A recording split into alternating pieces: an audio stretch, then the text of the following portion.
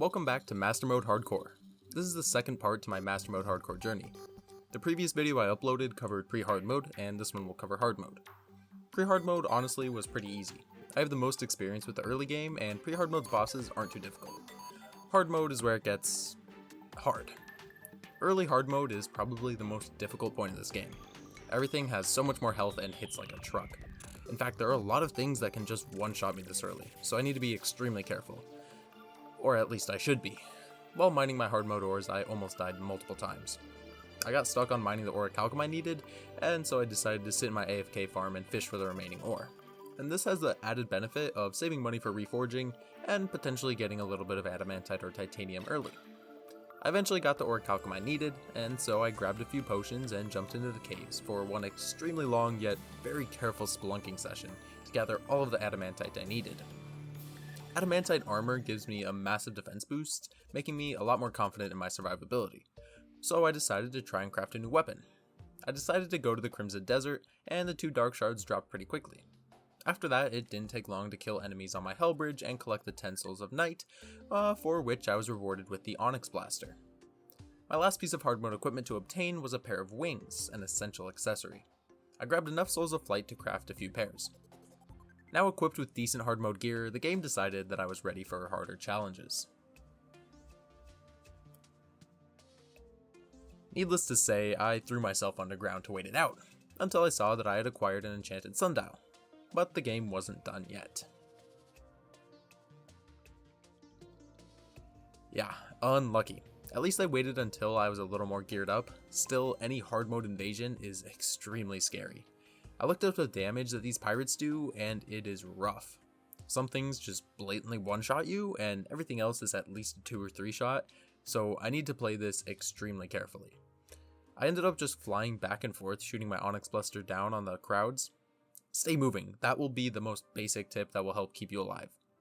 At 50%, Flying Dutchmen start spawning, but they can be cheesed pretty easily. My DPS isn't great though, and it still took 20 minutes to finish the invasion. After more of the unending reforges and an upgrade to amphibian boots, I started to plan for mech bosses.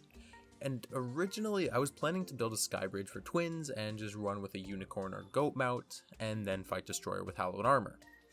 But after killing 6 walls of flesh without a goat skull, which is a 25% drop by the way, I got lazy and just decided to fight Destroyer.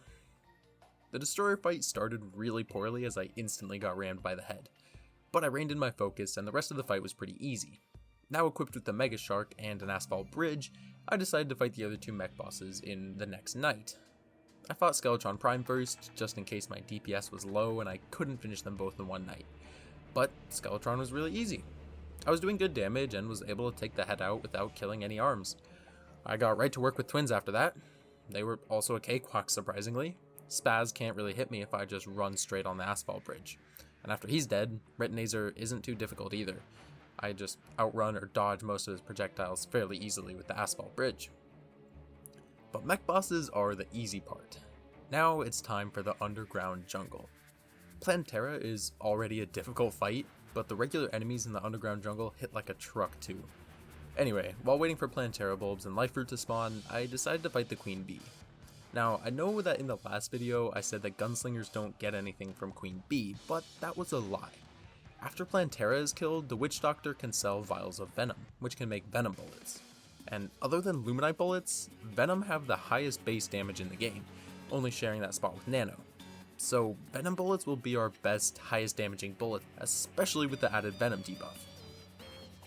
Anyways, Queen Bee was disgustingly easy, as expected. I'm in hard mode, but I can't say the same for Plantera. This boss gave me a lot of trouble.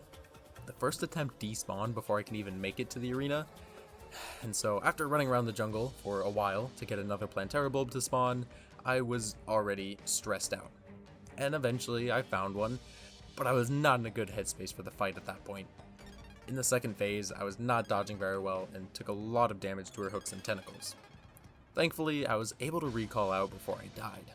I knew I needed to do something different, so I took a quick break and went for a walk to clear my head.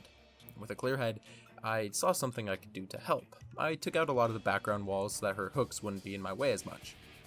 After that, I found a bulb that was far away from my arena, but I couldn't find any others, so I just decided to go for it. With a lot of patience, she made it to the arena without despawning. I had some pretty close calls early in the second phase this time as well, but I used chlorophyte bullets and focused on dodging this time, and she went down shortly after. No Venus Magnum unfortunately, but I can't be bothered to farm for it, so Mega Shark will do until the Vortex beat her. And that leads to Golem, which was really easy. Everybody says how easy it is, but I usually have a hard time with him, but he went down without any problems. Now for a fight that I always do poorly on. I even lost a hardcore run to it before. The Lunatic Cultist. After doing some research on his attack patterns, I took him out surprisingly easily though. Now the pillars are a complete slog. And I'm not gonna lie, I used some cheesy strats for them. Just jumping straight into them and trying to do the whole gauntlet is basically impossible to survive in Master Mode. Going to the edge of the pillar's radius and spawning in a few at a time is the only way I could think of to survive this. But even then, it's a hell of a grind. After 20 minutes of edging it out like that on the Vortex Pillar, I decided to cheese it. By trapping alien queens, you can kill them freely, and when they die, they drop larvae that will multiply into more. Even this is really slow going. They have a ton of health, but I got the pillar down eventually, and was rewarded with the Vortex Beater. This will help the remaining pillars go a little bit quicker. Next, I decided to fight the Solar Pillar. My reasoning was that it's probably the hardest pillar, so I wanted to get it out of the way now. By building a wall on the edge of the pillar's radius, it's not too difficult though.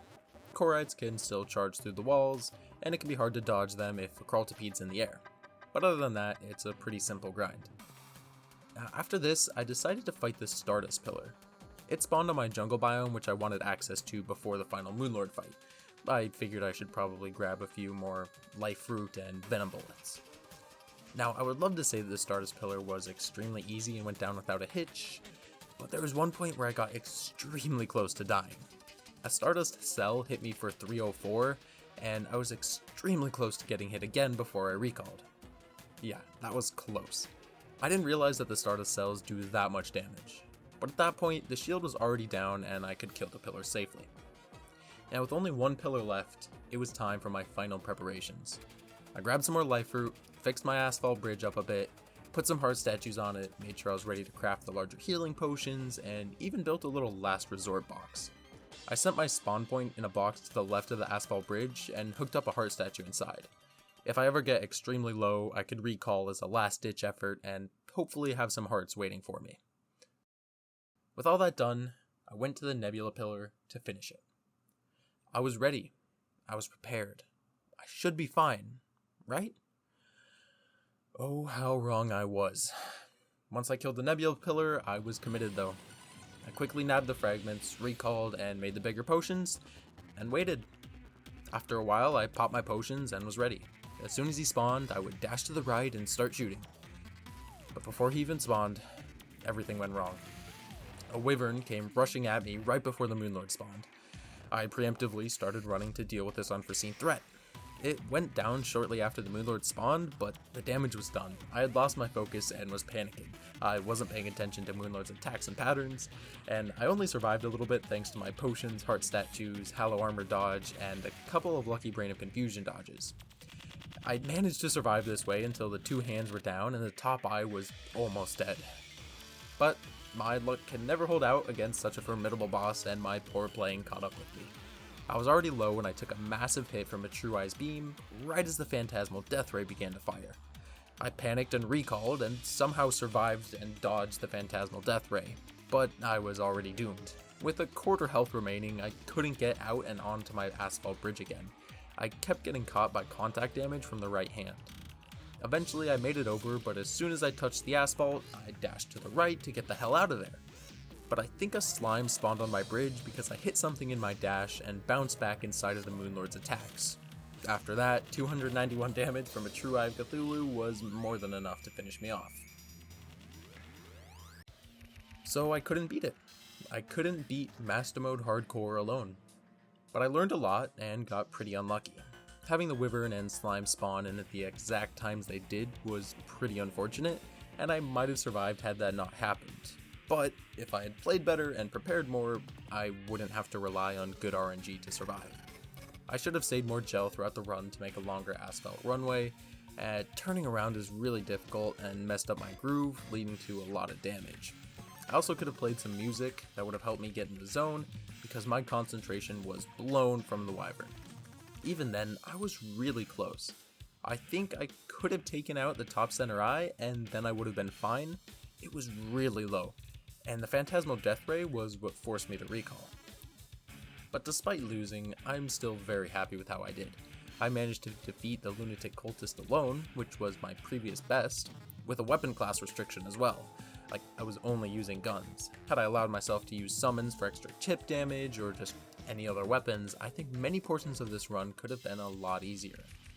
Everything considered, I'm happy with how I did. I'll come back when I'm more prepared and make sure to beat it, but that will have to wait for some time in the future. With college starting, I don't have much time to focus on playing games and making videos. With the stress of classes and being in a new environment, Terraria Hardcore is not on my priorities right now. But once I get settled and have some time, I'll definitely come back to this challenge and finish it once and for all. But for now, I'm content with how I did in this run.